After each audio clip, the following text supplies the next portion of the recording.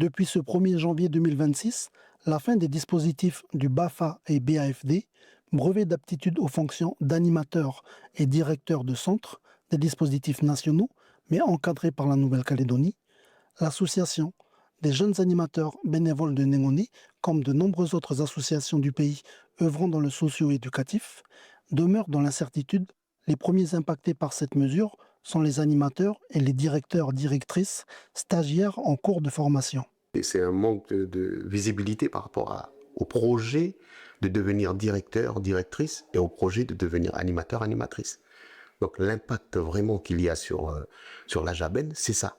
C'est sur nos personnes. Et nous quand on se passe, comme je disais tout à l'heure, l'objectif premier, c'est d'assurer et mettre en place des activités socio-éducatives.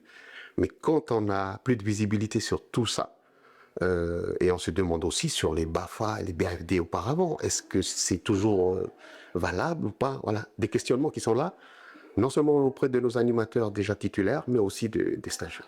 La direction de la jeunesse et des sports de la Nouvelle-Calédonie avait annoncé des délais de validité et de reconnaissance de leur statut, à condition que ces formations théoriques et pratiques aient commencé entre 48 et 18 mois avant le 1er janvier 2026. Mais qu'en est-il des stagiaires sur les îles Loyauté, par exemple, qui, faute de structures habilitées par la Nouvelle-Calédonie dans lesquelles réaliser ces stages pratiques, ne peuvent respecter ces délais? Est-ce qu'ils vont refaire tous les 5 ans? Qu'est-ce que va devenir le diplôme qu'ils empochent? Est-ce qu'il y aura quand même un recyclage?